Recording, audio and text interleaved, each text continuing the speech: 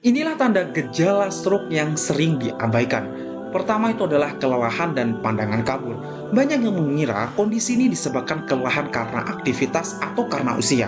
Padahal, jika biasanya Anda terasa seger bugar, badan fit, tiba-tiba merasa lesu, lemas, lalu disertai penglihatan yang tiba-tiba buram, kondisi ini yang perlu diwaspadai. Hal ini karena pembuluh darah yang tersumbat dapat mengurangi jumlah oksigen, mineral, vitamin yang masuk ke mata, dan energi tubuh yang menurun drastis, di mana selang beberapa saat biasanya akan mengalami kondisi stroke. Yang kedua itu adalah mati rasa di bagian tubuh tertentu. Pernah nggak kalian merasakan lengan tiba-tiba kesemutan, lemah, dan mati rasa? Bila kondisi ini tak kunjung membaik selama beberapa menit, ini adalah tanda stroke.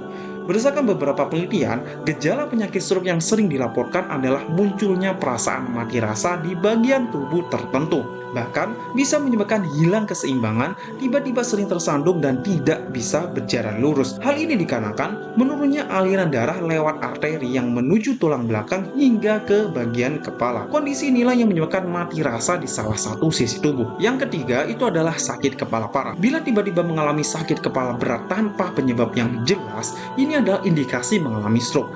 Biasanya, sakit kepala ini dibarengi dengan pusing, mual, muntah, atau perubahan pada kesadaran, seperti pingsan atau bahkan kejang. Hal ini dikarenakan aliran darah ke otak sangat terganggu, baik karena pembuluh darah otak yang tersumbat atau bahkan pembuluh darah yang sudah pecah. Yang keempat itu adalah bicara semakin tidak jelas. Kadang-kadang sebelum stroke terjadi, seseorang bisa mengalami apa yang disebut sebagai serangan iskemik sementara atau TIA atau transient ischemic attack. TIA adalah kondisi di mana aliran darah ke otak terganggu untuk sementara waktu. Selama TIA, fungsi otak seperti bicara mungkin terganggu secara sementara.